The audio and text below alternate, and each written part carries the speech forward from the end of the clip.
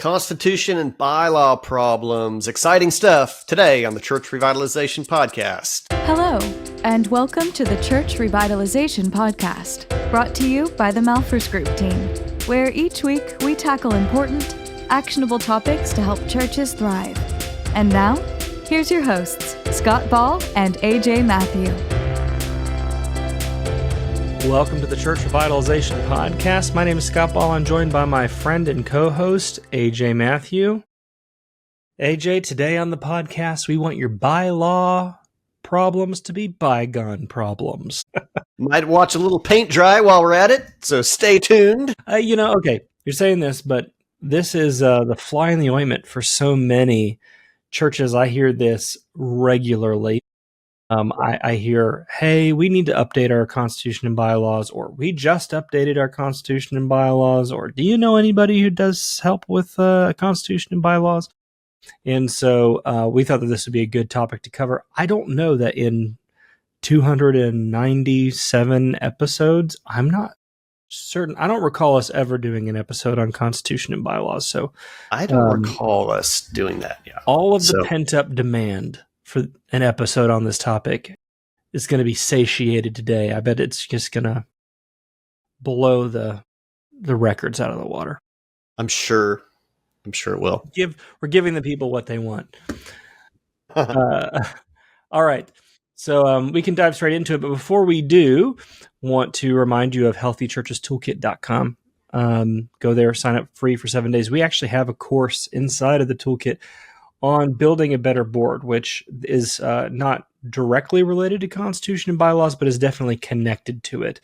Because having healthy governance structures is really important when it comes to managing and executing and having a healthy church at the senior leadership level, executive leadership level. So you can go to healthychurchestoolkit.com and sign up free for 7 days and access that course. And it really will help you have healthier principles, policies, procedures at that board level, whether you have a church council or elders or an executive leadership team or a deacon team that functions in an executive way, whatever that looks like at your church, it's designed to help that group be healthy. That it will. There you go. Okay. That's my pitch today for the toolkit. Let's talk bylaws and Constitution. Our first point we're going to talk about today is the problem. The first problem we're introducing is relying on the bylaws instead of policies. And so you may or may not actually even have many, if any, policies in the church. So maybe this is a new concept of taking this perhaps one governance document that you have. And I wouldn't refer to a policy manual as necessarily a governance document, but certainly a procedural document, one that would outline, behaviors, operations, systems, processes. And instead of having all of that heavy lifting go into your Constitution or bylaws, we probably could have also called this eliminating bylaw bloat, because a lot of the problem that you might find would be these documents that were written, and over the years, people have just stuffed ideas and concepts in there. And then you end up with this behemoth document, this gigantic thing. And instead it could be broken down into some core elements and then utilize a different tool for more day-to-day operational things. Scott, maybe an example, this always has stuck with me, of a church that I worked with, that their bylaws or their Constitution outlined that their worship service had to occur at, I think, 10:30 a.m. on Sundays. It was that specific. Here's when we have church. And so, you enter into a strategic planning process with an organization like the Malphurs Group, Healthy Churches Global. And, maybe they're thinking we need two services. So one's got to be at 10:30 because that's the Constitution. So how are we going to do this? This is the type of thing, I think, here in our first point, Scott, that we're trying to help maybe alleviate or move away from. Yeah. So if you think the Constitution, provides some overall guidance on what the purpose of the church is and what the overall structure of the church is, bylaws then kind of outline the rules by which that organization must operate. And so, as you mentioned, sometimes churches put too many of their policies and the way in which they're going to operate, they formalize those things as rules in the bylaws, which then the church is then legally obligated to follow those. And the problem is that, things change. And so when those things do change and there needs to be a change in the bylaws, depending on what you've put in your constitution, amending those bylaws may require a 50 plus 1% approval from the congregation, or maybe even a 2/3 majority vote from the congregation in order to change those rules. And what would be better is to limit the rules and the bylaws to those things which are truly foundational and fundamental. So, questions around financial controls, you don't have to get into all accounting practices, but you can put in some guiding principles in the bylaws. And then the specifics of how you're going to do things can be delegated down to a policy manual, because a policy manual then, you could even put in, you could even put in the bylaws that teams must abide by the policy manual or something like that. But then the policy manual can have a lower threshold for change. It has to be approved by the executive team or the elder board or the council or, the consistory or whatever, or the session, whatever your structure is, by a majority vote. So it becomes easier then to change policies than it is to change the bylaws. So thinking in that order, I've worked with a number of churches where they just have too many rules in their bylaws, and therefore they find themselves violating those bylaws on a regular basis or being out of compliance, which actually can open you up to some severe legal problems. And so simplifying the bylaws is not just about trying to make them easier to understand. It's about increasing your ability to comply with them, which is actually maybe a good segue to the second one. Yeah, perhaps. Yeah, and it's making me think of more ways of viewing this as well. But yeah, let's go ahead and jump to our second problem today, and that is complexity ends up undermining compliance, which is what you were just getting into. We've worked with countless churches that are like, the bylaws say this, but here's kind of over the years, this is what we've ended up doing. And then, a lot of times that's what drives finally where they're like, all right, we've been avoiding it, but we know we got to redo this because we don't do that anymore. And so, which is an interesting conundrum, we have changed our behavior. We are out of compliance with our current set of bylaws. Which now we want to modify it to fit how we behave.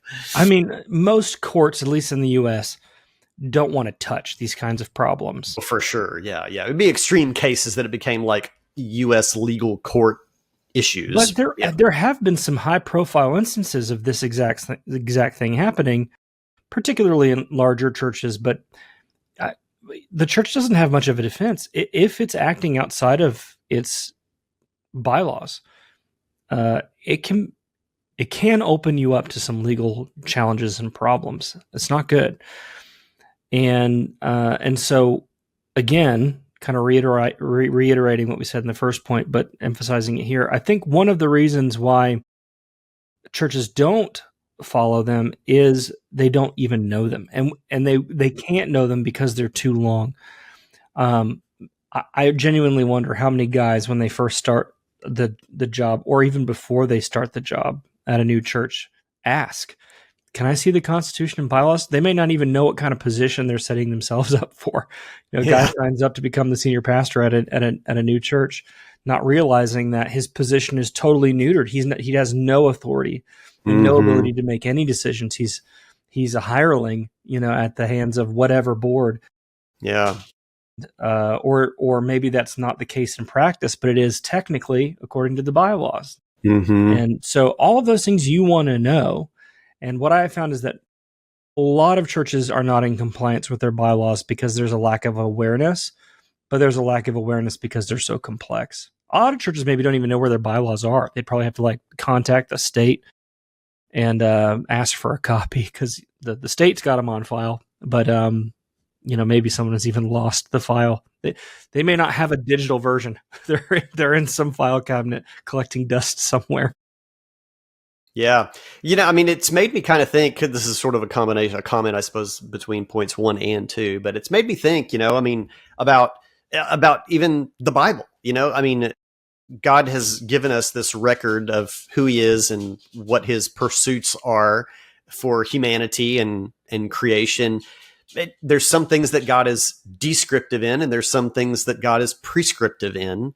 And we talk about this in our process. I mean, we find the Great Commission to be the mission of the church. And so this, it is prescriptive. Like, this is go make disciples and teach them to obey everything I've commanded. But the functions, or the flavor of everybody's church, we have freedom in that. And I think the bylaws need to be similarly attacked in that way. I mean, there's some things that, yes, we will set this. We don't need to say that we only meet at 10:30 on Sundays. We should have some freedom in making that kind of change, because you don't want your bylaws to necessarily restrict, updating vision in the church and being able to modify ministries, to be more effective for the times. So, but that's what has happened in a lot of churches. They've gotten so prescriptive, and they don't allow for variation where there should be freedom. Yeah, absolutely. I think it's actually maybe a good segue to the next kind of a problem and a reason why this happens. So Yeah. problem number 3 is that the bylaws were designed for a church of a different size. I see this on both ends of the spectrum, AJ. I see churches that are smaller than they used to be. Often it will be things like, our church prescribes that we have 16 or 15 standing committees. Well, the church now only has 50 people in it, and so there's not enough people to staff all 15 committees that are required by the Constitution and bylaws to be in operation. And so they're violating, going back to the things we've already talked about, but they're out of compliance, not even out of desire, but just out of the reality that there aren't the people there. And so they need to restructure their Constitution and bylaws just to adapt to the size that they are. I've also worked with churches where, they was a solo pastor kind of model, like the senior pastor is the functional head of everything. And, that worked when it was a church of 100 people, but now it's a church of 1,000 people. And that doesn't make much sense for the church to operate that way, and for there not to be the layers and levels of accountability that are necessary as a church grows. And so they need to update their bylaws to account for the size that they are now. So, that is a key mistake, is that churches have the wrong sized structure and bylaws for the size of church that they are today. Yeah. Which is, again, sort of a segue into our 4th point as well. Outdated or unbiblical governance structures noted or described in the bylaws. And I don't know if people might push back, on this one way or another. I don't know that you necessarily need to be broad enough so that you'd be like, well, we're going to have elders for a while. If we decide to be congregational, we'll switch back to that. Probably is more so in the space of having that noted, generally what our highest level of leadership looks like. But as the examples that you were giving, Scott, though, are very common, outlining committee after committee after committee, that is not only affected by the size of the church, but by even ministry structure. A discipleship pathway in a church that is really clearly defined with clearly defined primary ministries might become very restricted by some really specific committees that are making decisions about discipleship areas or the way buildings are used and different things like that. That could have a direct effect on the quality of ministry happening or how effective it is. So, governance structures, I think, definitely needs to strike that balance of the most important things that need to be noted, and then allow for enough freedom to modify ministry processes and programs and such that the Constitution doesn't prevent you from being able to make good tactical decisions. Yeah, I can think of two specific instances. I've worked with lots of churches, but two instances in particular that I think are both relatively common, but I've got specific churches in mind that I thought, man, this is just so unhealthy. I don't know. Actually, when I pause speaking, I can think of like dozens and more. But one would be a church that I worked with a number of years ago. This is true of a lot of churches I've worked with, where the church has to vote on everything over a certain dollar amount. It's very common. Mm-hmm. And those dollar amounts have not been updated to account for inflation, for one. Yeah. So $5,000 back in 1950 was a lot more money than $5,000 in 2020. Yeah, that was like doubling the size of the fellowship hall, Exactly. And now it's like replacing the van. Replacing the van? What are you talking about? I mean, 5,000, that's like replacing a seat in the van. I don't shop the new car market over here at the Mathieu house. Yeah, no. Replacing the van would be like $50,000. So anyways, you can imagine just how much that slows everything down. And so I remember this instance I have in my mind. I had to hop on Zoom to get the church to approve a process that I was going to do with them. The leadership had already signed off on all of it, but it needed to pass a congregational vote. And so I was on a Zoom meeting that was being live streamed into their sanctuary. This was a church of maybe 600 people, and maybe 60 people showed up to this meeting. And they had set up microphones around the room. I had to kind of listen to their questions, and I'm answering I'm being live streamed into the sanctuary on a Zoom call. And I just thought, this is not good. And one of the people, I'll never forget, one of the questions is an older lady, well-intentioned. I mean, she was, I'm sure, a very nice lady. She said, well, one of the things that we value is the fact that our congregation gets to speak into every decision. And I said, ma'am, I say this with all sincerity and kindness in my heart. That's already not happening, because it's not possible. So what really happens? So while everything might come for a vote, not everybody's making a decision. But instead of, like, in reality, what's happening in that kind of a context is you don't know who's actually making the decisions. It's a small group of people that's unnamed in a back room. It makes most of the decisions. And then so what I was proposing was the institution of an elder board, because when you have an elder board, at least now you know who to hold accountable. You know who's making decisions. And if they're not doing a good job, you can hold them accountable. Wouldn't it be better to have a transparent decision-making process rather than a hidden one where you don't really know who's making decisions? I said, so it's a false dichotomy what you're presenting, because you think the congregation is deciding on everything, but they're not. There's a small group that you don't know who they are, who are making a lot of decisions, working the system out of necessity, because they have to, because it doesn't make any sense for a church of 600 people to vote on everything. The other example is a church that I worked with in, I won't say where I think this is fairly common too. They had two different boards. One board essentially made financial decisions, and the other board was the elder board. Well, the elder board could make directional decisions, but it was this sort of financial type board, this administrative type board, that made financial decisions. So, and because directional decisions require funding, if the administrative board didn't like what the elders were deciding, they could just not fund it. And I thought, this is highly dysfunctional, because the elders are being placed based on qualifications, but these admin people are being placed in those positions by default. So you have unqualified people making decisions on whether or not to fund the direction decided upon by the qualified people. Yeah. So this is really, really unhealthy. And that's pretty common. Yeah. It's very common. And the fiduciary committee, yeah. There were several instances of this causing little fires in the church and conflict. And of course, Is a system set up for failure? And, or at least conflict. Yeah. Yeah.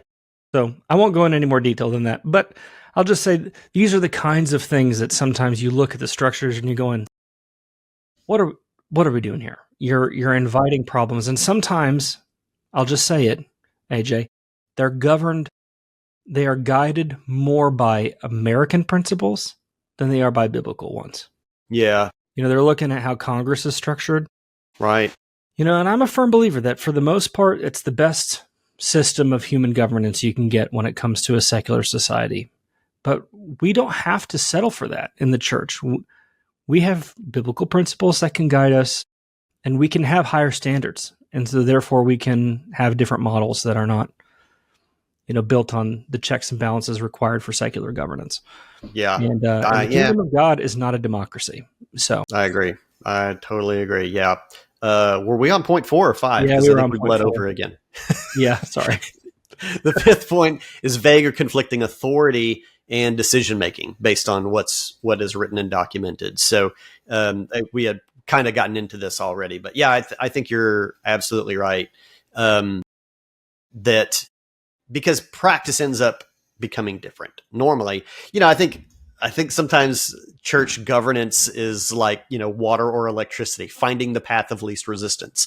And sometimes there's a lot of resistance baked into the Constitution and bylaws. And then in practice over years, people are like, this is just not really workable. And it finds its way to what is manageable, at least, maybe not ideal, but what is manageable and functional, just to get things done. Then that leads to the lack of accountability. It can. It absolutely can. If you're always finding the loophole around it out of necessity, because you're like, what we have in here doesn't make any sense. So then you end up finding the loophole where it's technically allowed, but it's not great. Then it's less accountable and it's less visible, and it reduces trust. So why not just structure for a way that's both efficient and accountable versus building something that's inefficient and therefore, people work around it and it becomes unaccountable. Yeah. Yep. There you go. All right. I bet one or more of these resonated with you today. And if it did, this is not one of our core ministry areas, but it is something that we have a lot of experience in. And can help you with it. Yeah. We absolutely can. Sometimes we've done this in sort of a separate ad hoc thing. We've also done this in conjunction with a greater strategic planning process or leadership development process. Pipeline. Yeah. So, we would love to help you. You can reach out to us at malphursgroup.com. Today's podcast and video and everything is out there for your viewing and listening pleasure on your favorite podcast platform, or there on the YouTube. Click a link in the description below, wherever you're consuming the podcast today, for more information or to be able to contact us. We'd love to come alongside your church, help bring some clarity to your leadership and your decision making so that you can be more about the business of making and maturing disciples and less about fighting with each other about the color of the carpet. Let's go there. Absolutely. Hey guys, we appreciate you. And don't forget to go to healthychurchestoolkit.com, get those 7 days free, and watch some instruction on healthy governance and biblical boards and all of that, so you can help develop those policies. Also, I didn't mention this before, AJ, but in the toolkit, we also have sample policy manuals and things like that. So if you're like, I don't even know what that would look like, we have a lot of resources like that inside the resource library in the toolkit as well. So you don't have to start from scratch. Go grab it. All right. Thanks, guys. We'll see you next week.